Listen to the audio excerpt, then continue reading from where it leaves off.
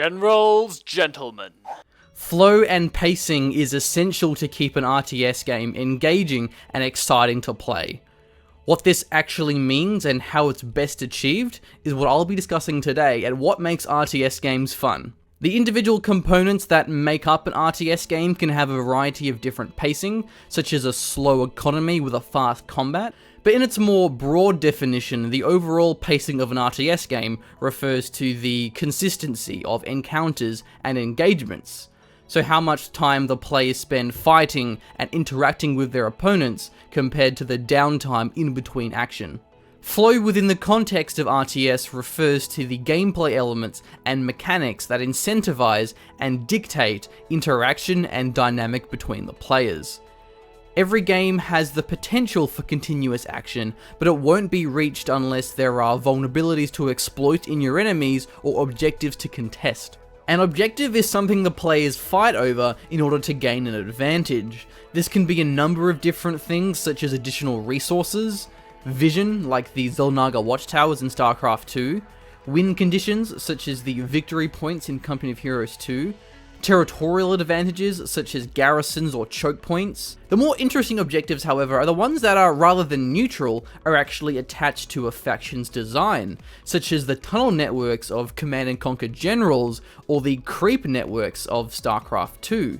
These grant the factions mobility, but can be denied by their opponents. Despite their vast differences, all of these objectives keep the game flowing and active.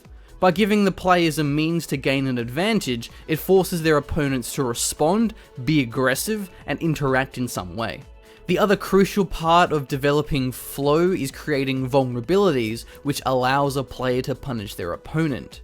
A vulnerability can refer to a weakness in tech or army composition, for example, lacking an anti-tank or anti-air. Not only does this urge a player to attack if they have an advantage, it also incentivizes scouting of the enemy tech structures or army composition. It also creates the dynamic of counter-scouting, which can create a lot of smaller skirmishes. Other types of vulnerabilities can include weaknesses of a player's base or positioning. This opens up harassment of their exposed economy, infrastructure, or army. Another type of vulnerability is timing. If a player has invested a significant amount in upgrading their tech or economy, their army might be lacking compared to their opponent, which opens up a great window to attack with a military advantage. This is an immensely important part of making an RTS game fun. If there's no flow, then it'll just feel stale and repetitive, whereas reactionary interaction and counterplay keep a game feeling fresh and interesting because it opens up a lot of variety and keeps each match feeling unique. The objectives and vulnerabilities is also a vital part of strategic depth because it creates a lot of decision making and opportunity cost. There's also certain things to avoid in an RTS game that really cripple the flow and the pacing. Certain mechanics and gameplay elements grant too much of a defender's advantage or actually punish a player for being aggressive. The most classic example of this is the ramp system in StarCraft.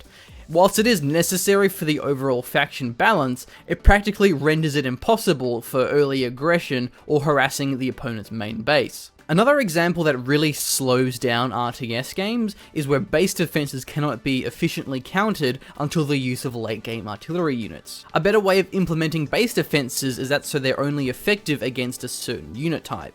So then as a result they can be countered by mixing in other units or ensuring that there's always a low tier artillery unit available.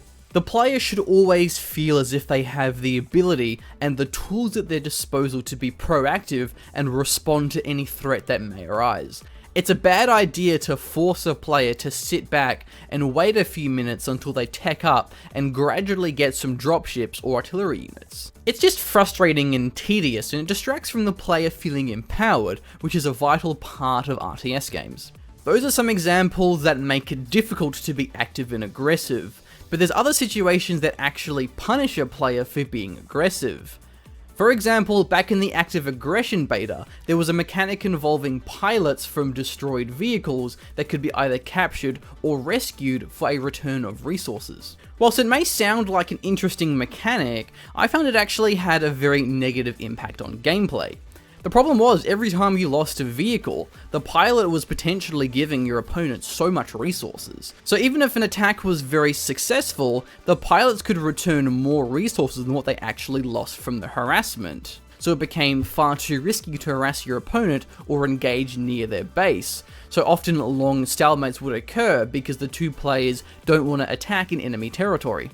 Now don't get me wrong, it's not all about being aggressive. Defensive tactics and abilities make up a valuable part of RTS strategy, but there always needs to be a way to deal with it. For example, in Command & Conquer, garrison structures can be instantly cleared by flame tanks. And in Company of Heroes, machine gun teams and bunkers can be flanked.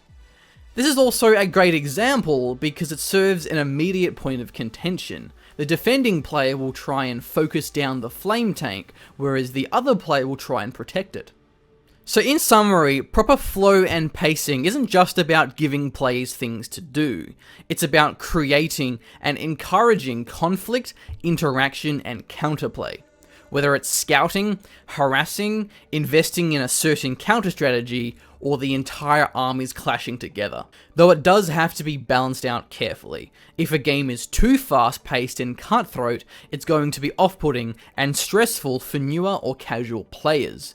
And if a game is too slow and doesn't flow properly, then it's going to fail to engage and retain its player base.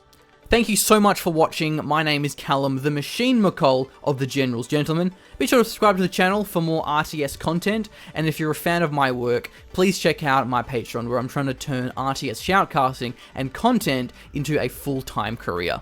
Other than that, stay tuned for the next episode of What Makes RTS Games Fun, where I'll be explaining the definitions and terminology of RTS. Cheers.